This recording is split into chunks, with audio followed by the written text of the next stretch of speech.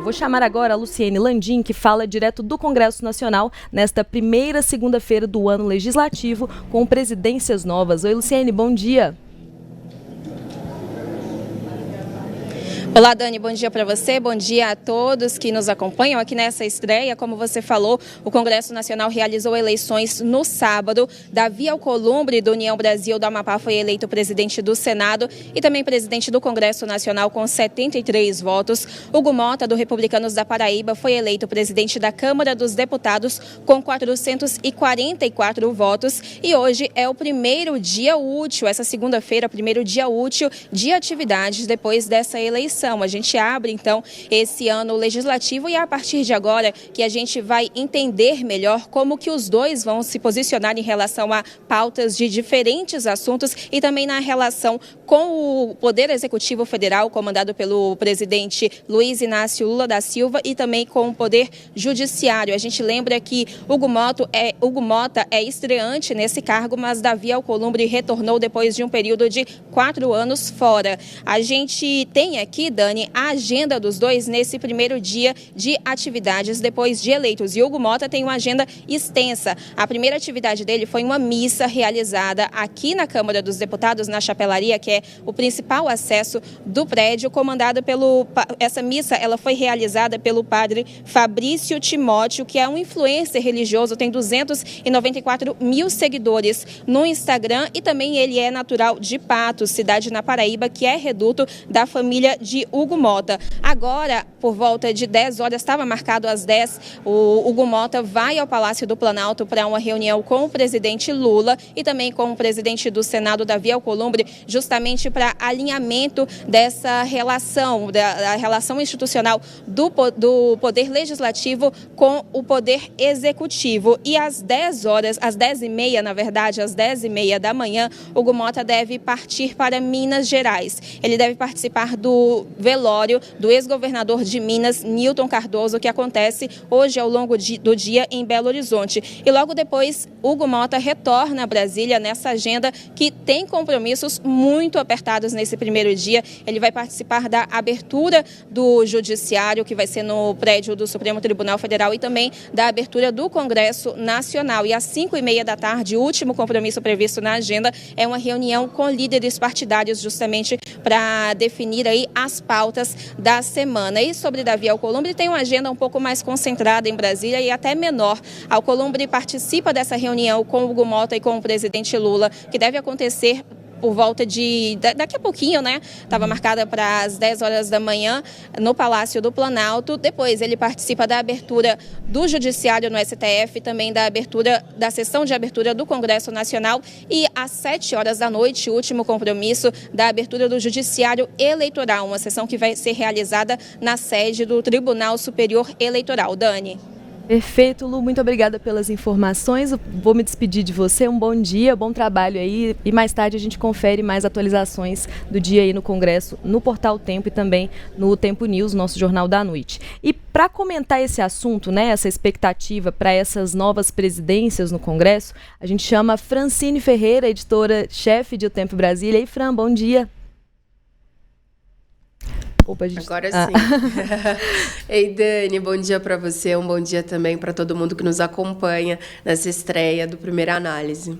Bom, Fran, peraí, antes de eu conversar aqui com a Fran, eu queria pedir para essas pessoas que estão nos assistindo aí no YouTube, deixa seu like, já deixou seu like, já comentou, já trouxe a sua participação nos comentários? Vamos também se inscrever no canal, se você ainda não está inscrito, se inscreve lá em otempo.com.br, na verdade em Canal Tempo, né? No Canal Tempo no youtube.com/otempo, para acompanhar todas as nossas atualizações, para acompanhar o Primeira Análise e toda a nossa nova programação que vem aí a partir de hoje. Bom, Fran, voltando para você.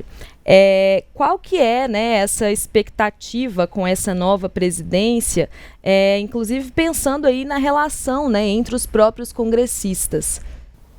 Pois é, Dani.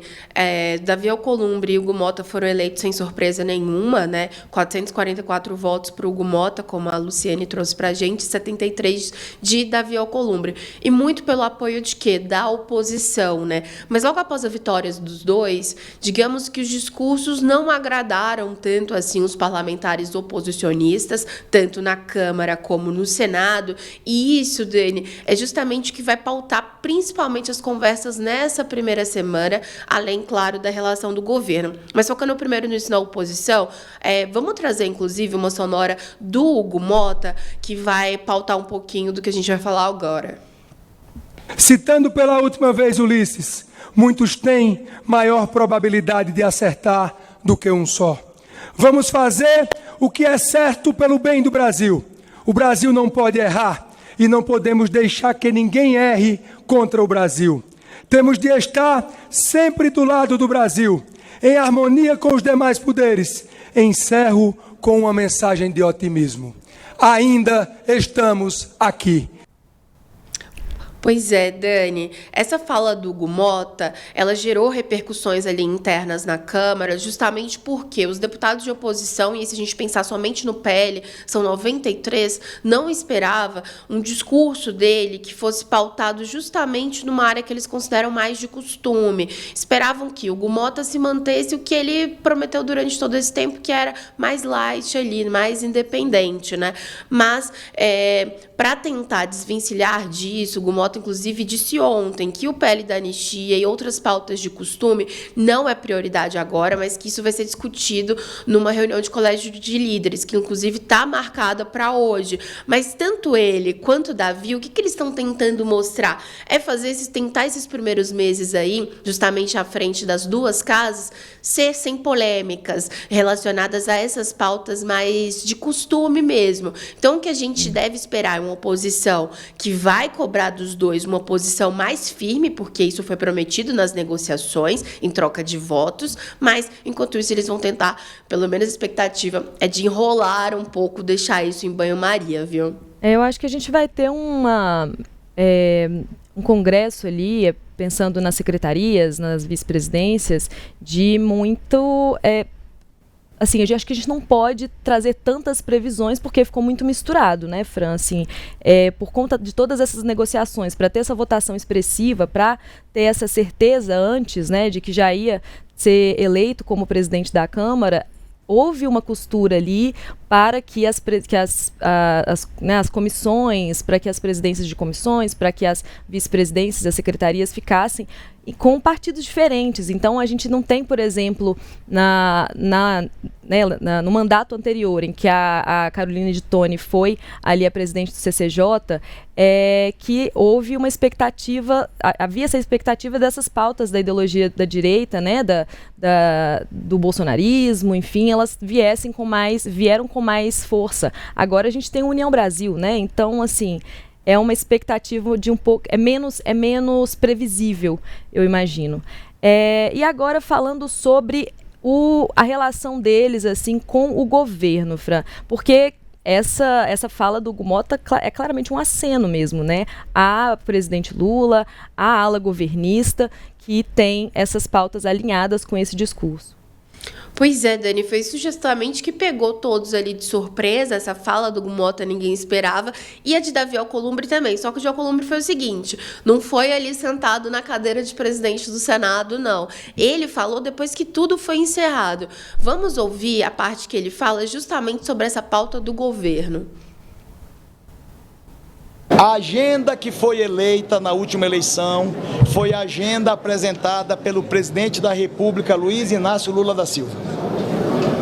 Nenhum senador, nenhuma senadora tem a autoridade de atrapalhar a agenda do governo.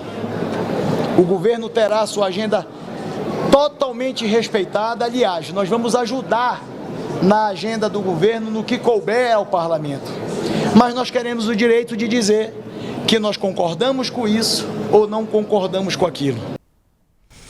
Então, basicamente, o que mais incomodou ali, principalmente essa ala mais à direita, foi o seguinte, porque antes da votação em si, nas duas casas, o discurso todo foi pautado em independência dos poderes, independência relacionada às emendas parlamentares, isso não deve mudar, mas também Davi Alcolumbre chegou a falar da coragem de fazer frente ao judiciário e ao governo. E logo depois que tudo foi resolvido, 73 votos, a fala mudou um pouco. Então, o que a oposição está fazendo, quer fazer nesse momento, é justamente dar aquela cobrada. E aí, qual vai ser, né? No final das contas, como que vai ser? Enquanto isso, o governo tenta alinhar. O presidente Lula deve receber daqui a pouquinho, está atrasada a reunião, tanto Alcolumbre e Mota, justamente para entregar as prioridades. Falando de 3, Dani, a primeira delas é relacionada à isenção do imposto de renda para quem ganha até R$5.000. Atualmente vai aí até 2 salários mínimos, então um pouco mais de R$3.000. Também pauta polêmica, mas Mota e Alcolumbre não devem tratar nisso nesse instante, que é a regulação das redes sociais, um tema que já está em banho-maria há muito tempo e ficou com Arthur Lira ali. E, por fim, claro, aprovação do orçamento de 2025, que deve ficar ali para março, mas é prioridade absoluta, porque para os parlamentares também é importante, porque a gente está falando de quê? De execução de emenda. Então, essa primeira semana, esses acenos, a gente vai tentar entender um pouco, no final das contas, se o Gu Mota e Davi Alcolumbre vão se equilibrar ou, de fato, vão tomar algum lado aí à frente das casas. Acho que existia uma expectativa de, por serem presidentes aliados, né, e por serem sucessões das presidências anteriores, apoiados pelos seus antecessores ali, que seria mais ou menos uma continuidade, né? Mas eu acho que com essas falas, apesar de o Pacheco ter uma postura mais alinhada à pauta do governista, o Lira não tinha. Então a gente tem essa expectativa quebrada aí com o Gu Mota, né? Pelo menos com base nesse discurso, nesse primeiro discurso, mas fica aí que a gente estava esperando uma coisa muito previsível, mas eu acho que não vai ser tão previsível assim, né, Fran?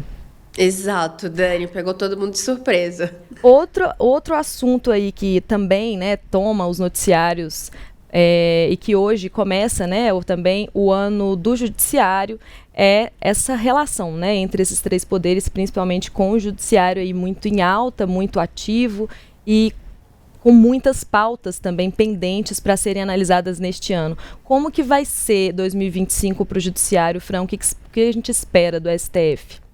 Pois é, dividido em 3 eixos, a gente pode tratar de uma pauta política, de uma pauta de costumes e também uma troca de comando do STF lá em outubro.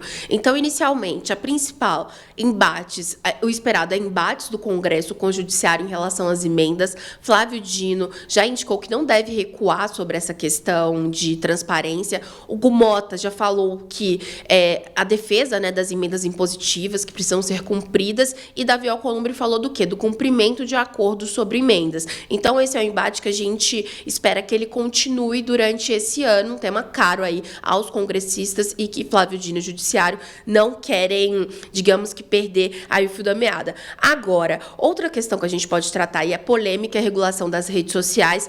Tem um pedido de vista, mais tempo para análise aí, pedido pelo ministro André Mendonça.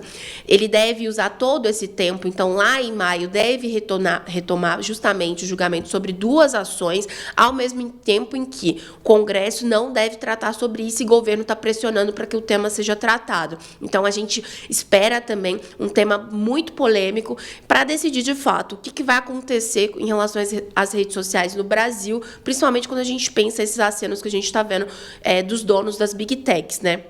Agora, falando também de política, tem aí, né, a finalização do inquérito das fake news, que deve ser feito nesse primeiro semestre. Questão também sobre golpe de Estado, né? Tá aí para finalizar justamente. A PGR tem que falar se vai recomendar a denúncia ou não, e o Supremo decidir sobre isso. E aí, Dani, outras pautas que estão na mira é justamente a questão do aborto, a questão do modelo de trabalho dos aplicativos. A gente também pode falar sobre segurança pública, que é um tema caro aos governadores e que isso também deve ser polêmico em relação ao uso de câmeras, em relação também à conduta dos policiais em operações no Rio de Janeiro. Então, também são temas que trazem essa discussão acalorada, né, justamente na sociedade. E aí, Para finalizar, em outubro a gente vai ter a troca de presidência. Então, sai Luiz Roberto Barroso, né, que é um cara mais midiático, que joga muito com isso, para um reservado Edson Fachin, que hoje é vice-presidente do Supremo. Então, a gente está com essa agenda cheia no primeiro semestre e no segundo deve mudar um pouquinho aí a cara do Supremo Tribunal Federal. Coisa fácil, tranquilíssimo deles trabalharem, né? Nossa. E foram pautas que foram sendo postergadas, né, assim, durante muito tempo. Vamos ver se em 2025 isso se resolve ou se vão dar um jeito de, enfim, adiar isso ainda mais, como que vai ser a resposta popular em relação a todos esses julgamentos, a todas essas decisões. Mas, Fran, então a gente continua aqui acompanhando de perto essas repercussões em Brasília, todas essas notícias e este primeiro dia útil, né, do ano legislativo, do ano do judiciário. E até amanhã a gente volta também com mais notícias nacionais para você.